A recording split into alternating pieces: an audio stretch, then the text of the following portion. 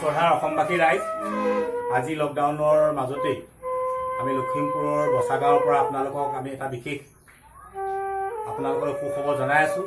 যিহেতু আমাৰ বচা গাঁৱৰ দ্বিতীয়জন সংগীতৰ BA পাছ কৰোঁতা আমাৰ প্ৰথমজন আছিলে স্বৰ্গীয় ভূপেন দাস, তেখেতৰে প্ৰিয় শিষ্য এয়া ভিগু কুমাৰ। ভিজ্ঞ কুমাৰ আমাৰ ভিজ্ঞ মৰমত মই ভিজ্ঞ বুলি মাতোঁ। এয়া ভিজ্ঞ, তেওঁ ইতিমধ্যে এই লকডাউনৰ এই বিপৰ্যয় মুহূৰ্তত আমাৰ গাঁওখনত সুখবৰ কঢ়িয়াই আনিছে।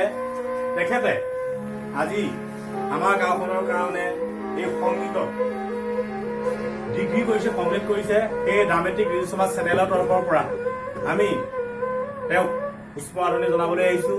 যিহেতু আমি নাটকৰ লগত জড়িত, গতিকে নাটক সংগীত সম্পূৰ্ণ একে বস্তু। সংগীত চাই নাটক হ'ব নোৱাৰে। গতিকে তেনেহেন সুবিধাত আজি শাস্ত্ৰীয় সংগীতৰ এখন ডিগ্ৰী ডিপ্ল'মা লোৱা ভিজ্ঞ কুমাৰক মই আজি এয়া মই এখন ওলাম গামোচাৰে সম্বৰ্ধনা জনাইছোঁ। আৰু লগতে ভিজ্ঞই ক'ব, আচলতে ভিজ্ঞ, তুমি সংগীতত ডিগ্ৰী কৰিলা, তুমি এনে যিটো স্বাভাৱিক শিক্ষাটো এতিয়া তুমি হায়াৰ ছেকেণ্ডেৰী পাছ কৰিলা, কাইলৈ পৰহিলে এইফালেও BA পাছ কৰিবা। তুমি কোনটো যোগেদি, কোনখন কলেজৰ যোগেদি কি কৰিছিলা, মিউজিক কৰিলা, সেই কথাখিনি আমাৰ ৰাইজক ক'ব লাগে। নমস্কাৰ, মই 2017 চনত মেট্ৰিক দিছিলোঁ। মেট্ৰিক পাছ কৰাৰ মেট্ৰিক এক্সাম দিয়াৰ পাছৰ পৰা পাছত সংগীতৰ ওপৰত বহুত চৰ্চা আছিল আৰু মোৰো মন গ'ল কলেজত সংগীত মহাবিদ্যালয়ত যাবলৈ। সংগীত মহাবিদ্যালয় 2017 চনত গ'লোঁ। তাৰপৰা এনেকৈ 4-5 বছৰ দিন কষ্ট কৰি, মই ভকেলৰ হয়। মই ভাত খান্দে আছিলোঁ। 4 বছৰ ক্ৰছ কৰিব লাগে। 4 বছৰ কৰি এতিয়া 2021ত মোৰ কমপ্লিট হৈছে বিমুখ হিচাপে পৰিচালিত হৈছে।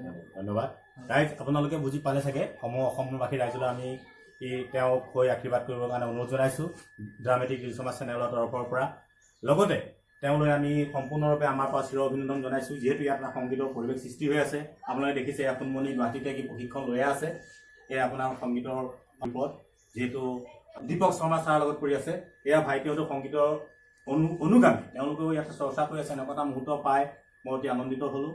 আৰু বিশেষকৈ এইটো খুব কম থাকে, ক্লাছিকেল ধাৰাত গৈ পেলাই ভকেল হওক বা তবলা হওক খুব কম সংখ্যক ল'ৰা ছোৱালীয়ে কৰে।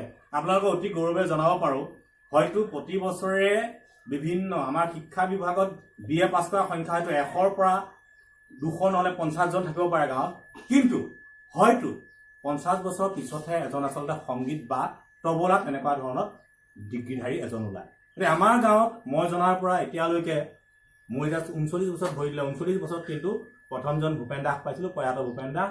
ইয়াৰ পিছতে দ্বিতীয়জন হৈছে মোৰ মৰমৰ এয়া ভাইটি ভিগু। গতিকে আমি তেওঁক অতি উষ্ম আদৰণি জনাইছোঁ আৰু লগতে নৱপ্ৰজন্মলৈ উৎসাহিত কৰিছোঁ। ইয়াৰ বহুত তত্ত্ব আছে, সংগীত সাধনা কৰিব লাগে।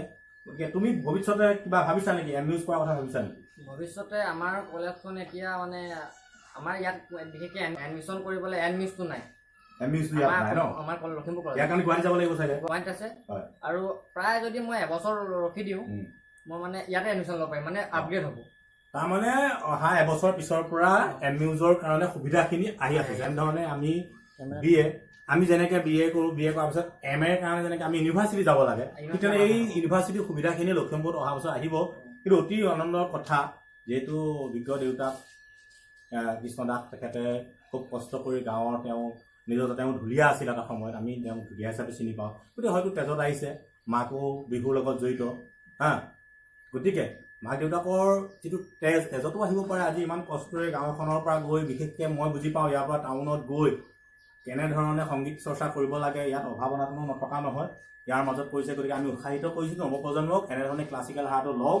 আপোনালোকে ক্লাছিকেল ধাৰাটো এৰি নিদিব, কাৰণ শাস্ত্ৰৰ অবিহনে যেনেকৈ পৃথিৱীৰ সকলো কথা, ঠিক তেনেকৈ ক্লাছিকেল অবিহনে কিন্তু নাটক হওক বা সংগীত হওক যিকোনো দিশতে কিন্তু অসাৰ। গতিকে আমিও নাট্য চৰ্চা কৰি আছোঁ। এই কাৰণতে সুবিধা পাই আপোনালোকক এই ভিজ্ঞক চিনাকি কৰাৰ উদ্দেশ্যটো হ'ল যে আমাৰ নৱপ্ৰজন্ম উৎসাহিত হওক। সেই ড্ৰামেটিক ৰিল সমাজ চেনেলৰ পৰা আপোনালোকক মই বিনম্ৰ অনুৰোধ জনাইছোঁ, এই প্ৰগ্ৰেমটো আপোনালোকে চাব পাৰিলে। এই প্ৰচাৰটো যাতে বাঢ়ি যায়, শিশুসকলৰ পৰা ধৰি যাতে নৱপ্ৰজন্মই যাতে এইখিনিত উৎসাহিত হ'ব, তাৰ কাৰণে লাইক এটা কৰিব, কমেণ্ট এটা কৰিব, শ্বেয়াৰ এটা কৰিব। Thank you, goodbye. Thank U.